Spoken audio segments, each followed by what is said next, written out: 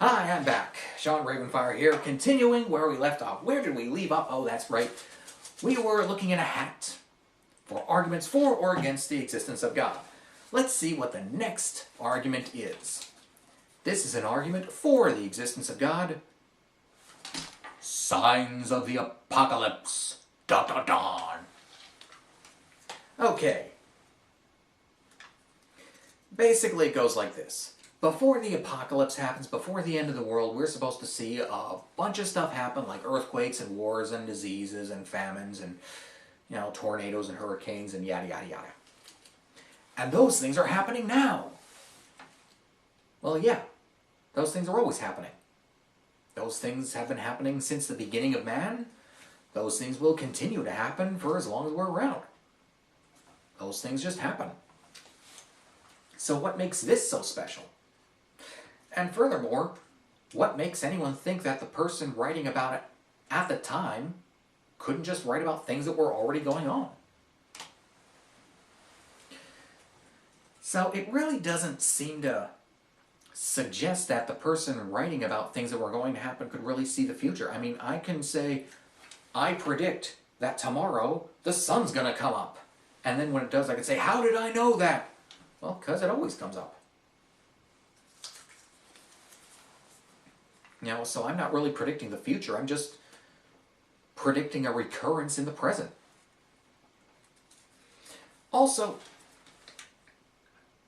in the apocalypse, which is the Greek word for revelation, so in the book of Revelation, doesn't it say something to the effect of, and I'm paraphrasing here, but you will not know when it's coming? When the end comes, it's going to be a surprise. So why are we looking for signs? Shouldn't there be no signs? I'm coming as a thief in the night. You will not know the hour or the day. All that. What happened to all that? What, now suddenly we're going to figure it out? We're going to see it coming? And here's a question, which I think is an important question, which I'm just putting out there. What if the apocalypse isn't even about the end of the world? I mean, does it actually say anywhere in any text that the world is going to end? Or does it just say a bunch of stuff's going to happen? There's going to be a bunch of wars, there's going to be a bunch of plagues, there's going to be a bunch of this, there's going to be a bunch of that. Nowhere does it say, and the next day we won't be here. We might survive it. And if it's something we're going to survive, it might have already happened. It might have already happened a long time ago. Maybe the thing that we're expecting in the future is actually the past. I mean, the future when it was written, but the past now. Which means we've got nothing ahead of us. We're just gonna go and keep going. It's a possibility. I mean, it says something to the effect of the fall of Babylon, which many people interpret as the fall of the entire world. But this is kind of strange, considering that most of the people who believe the end is near are the ones who take the Bible literally, to take the things from Revelations and interpret them so broadly. What if we just take that one literally and say Babylon is going to fall? Babylon already fell.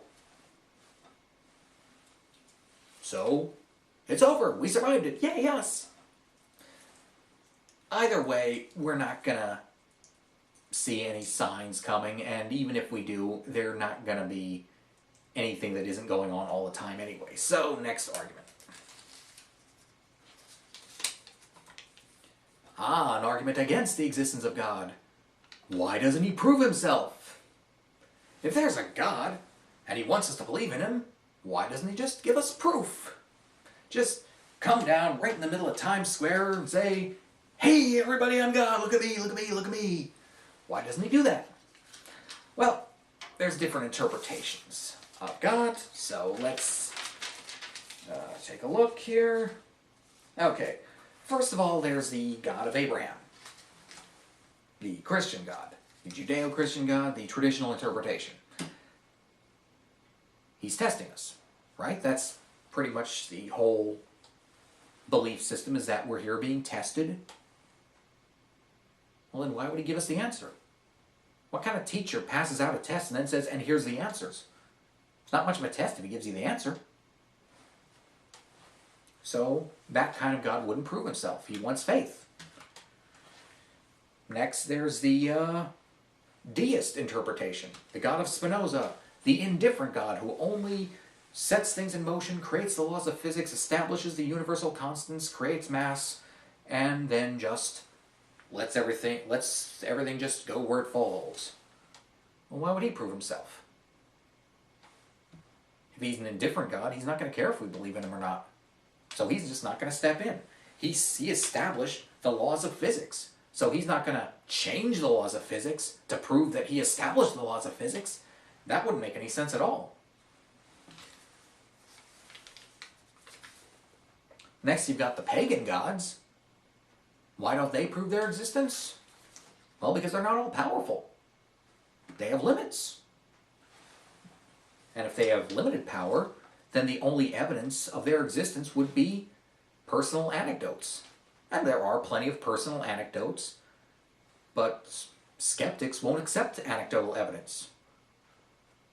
I don't know why, because if you think about it, isn't all evidence anecdotal? I mean, even if you have scientific proof of something, isn't it an anecdote to say that you saw the scientific proof? So in that sense, I think that we're really setting the bar way too high when we say no personal experiences will count as evidence. I mean, I can see why a scientist isn't going to take somebody's word for it if they saw a UFO or something, or if they saw a ghost or something. A scientist isn't going to say, "Okay, I believe you," But I think in everyday life, I think in just everyday situations, you can take somebody at their word. I mean, somebody says, "Hey, I saw a bird." You're not going to go, "Oh, well, I can't believe you unless you offer proof." So in that sense, the pagan gods could prove themselves all the time, and just not in any huge dramatic way that's going to be accepted by the scientific community. Just in ways that prove themselves to an individual, one person at a time. Then there's a pantheistic interpretation, that we are all part of God. God is everywhere, throughout the universe, the living universe itself, and we're all just pieces of him. Well, then why would that God prove himself to us? That wouldn't make any sense either. I mean, that would be like me trying to prove my existence to my leg. Why would I do that? It wouldn't make any sense. Then there's the non-traditional interpretation, the idea of something kind of like sort of a Unitarian, Universalist type of a God, or a Quaker God, something kind of like the Christian God, but maybe a little bit more liberal, maybe a little bit more open to interpretation, a little bit more humanistic. Well, wouldn't that God want to kind of let us live our own lives? Wouldn't that God really want us to determine our own destinies, determine for ourselves if we want to believe in him or not? And then some people even have the idea that gods are made of faith, that they are created by belief, that belief can somehow manifest itself into a real being. Well, if that's the case, then proving themselves would destroy faith, and that would be like God's committing suicide. So, no matter which interpretation, and then of course there's a metaphorical God, which I don't even count that as part of the argument, but a symbolic or metaphorical God would not be a literal God, and then obviously that God wouldn't prove himself. I mean, a fictional idea wouldn't prove itself to a real person. So in any interpretation, there is not one interpretation of God where God would actually have a reason to step down and say, "Hey, whole world, here I am," in absolute terms that you can verify. It just wouldn't make any sense. No matter which way you slice it, if God exists, he wouldn't prove himself. Simple as that. So, the lack of proof is not proof of absence in that particular sense. Next up, an argument against the existence of God: parasitic wasps. This is just an example of a really bad thing, but a parasitic wasp basically takes some other insect, plants its eggs in the other insect's head, and they hatch and eat the other insect from the inside out. And if God is so wonderful, he would never allow something this horrible. Wouldn't he? Well, let's look at it this way.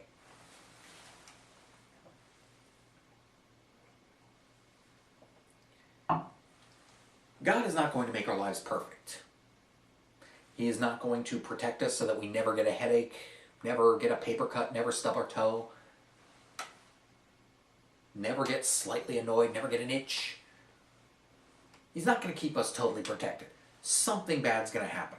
Something to learn from, something to adapt to, something to deal with, some challenge, some minor inconvenience just to keep things interesting, keep us moving forward.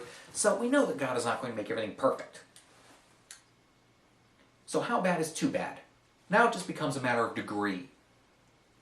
How bad is too bad? What's the baddest thing that God will allow to happen?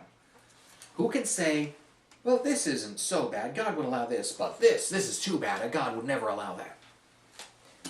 Well, here's the thing. We can only judge how bad things are by our own field of reference. So who knows what things way worse than the parasitic wasp might have been, but aren't.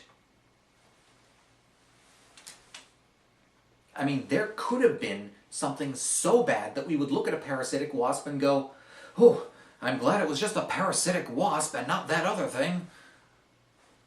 But we will never have that other thing to compare the wasp to because the other thing doesn't exist. So in that sense, no matter what exists, whatever the worst thing that exists is, that's going to be the worst thing that exists, regardless. Next argument. This one is stupid. I got it off the internet. Just some guy. An argument against the existence of God. Everything that exists is made of either matter or energy. God is not made of matter or energy, therefore God does not exist.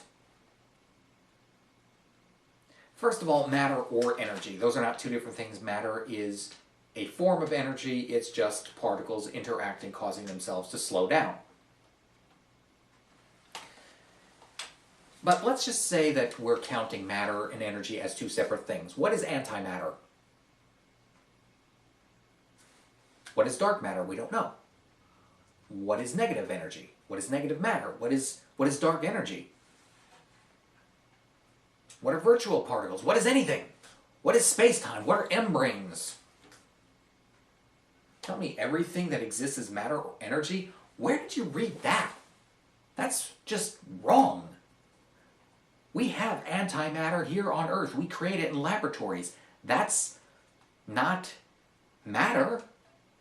And if matter is not energy, then antimatter is not energy either.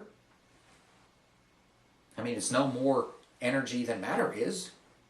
So there are things that are neither matter nor energy. Then you got all the abstract things like liberty and justice. I mean, what are they made of?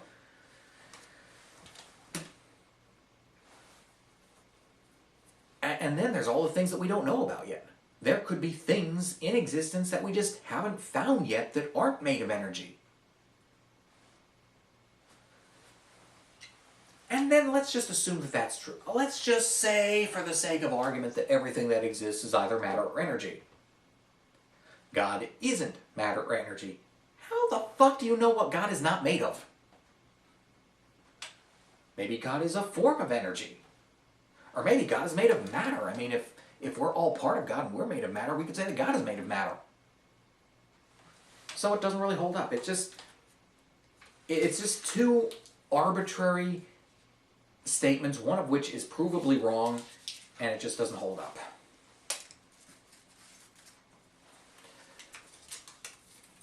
Argument against God. There seem to be more arguments against God than for God, but let's go with this one here. Argument against, specifically against the pagan gods. Whoop-de-doo. The pagan gods can only be proven by anecdotal evidence, and anecdotal evidence is not acceptable in terms of logic or science. Therefore, they have to be taken out of consideration. Only a unified or abstract God can be discussed. In other words, God has to be the one God in order for us to have a logical discussion on whether or not he exists. Whereas a pagan God might exist, but it might not, and there's no way to really be sure. So let me see if I understand this one correctly.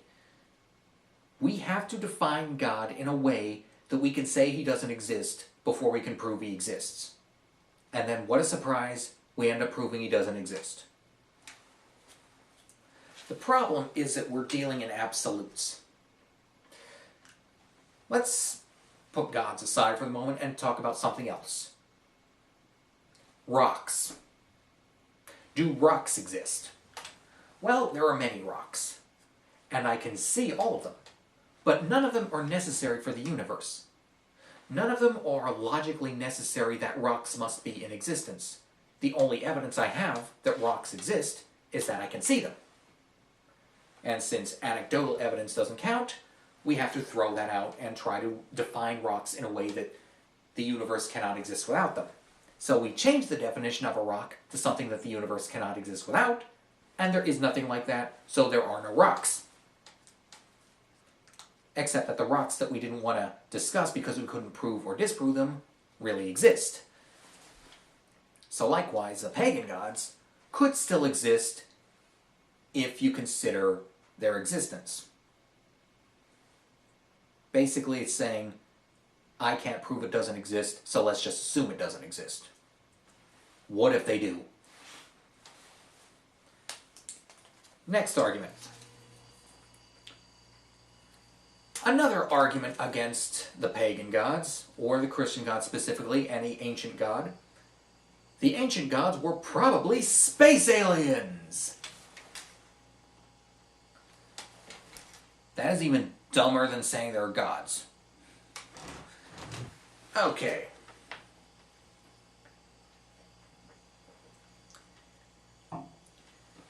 One argument that people make against space aliens is, why do they look like humans, or at least humanoid? Well, when it comes to the ancient gods, pretty much every culture says that the gods could change their shape. So we could just say, well, the aliens didn't look human, they were just shapeshifters. Maybe they had nanotechnology that could change their bodies, or maybe they were using holograms to interact with us, or maybe they just had some natural intrinsic ability to change their appearance at will. Who knows? But then, why do they look like these little skinny greenish gray guys with big bald heads and black eyes now? Well, maybe they're different aliens. Maybe one bunch of aliens came down, inspired all the ancient myths, inspired all the old religions, and then left, and then a different bunch of aliens came down, and looking different from us, but still sort of humanoid, and wanted to probe our asses. Well, that sounds a bit silly, but it's possible. It's possible. But let's go back to the ancient gods for a moment. Let's go back and talk about the ancient gods. It is possible for aliens to come to Earth using some technology that we don't understand, possibly not even a ship, not a saucer, some kind of dimensional folding or something that could make them appear to be everywhere at once. They could impress us with their advanced abilities. Any sufficiently advanced technology is indistinguishable from magic. I think that was, who said that? Was it? I think it was Arthur C. Clarke said that. Not sure. They might have inspired the legends, left. They might have shapeshifted themselves into a human or a swan. Inspired all these legends, left, and then we ended up worshipping them because we just didn't know any better. Possible. Here's my problem with this hypothesis. Why? Why would an alien do this? If I were an alien visiting another planet, the first thing I would say is, "Hi, I'm an alien visiting from another planet." I wouldn't come down and say, "I'm from that mountain over there. Now go kill a deer, build a temple, kill the deer, put its carcass on my altar. I'm going to have sex with somebody and then leave and not tell you where I'm going. Oh, and I'm also going to help you build a pyramid using technology that's about maybe 10 years ahead of what you already have. Because even though I'm millions of years more technologically advanced than you, I'm only going to help you advance about a decade. Why? Why would they do that? There's no motive. And even if you say, well, they're aliens, they might have different brains and therefore different emotions and different psychological makeups, but in every interpretation they always act in a very human manner.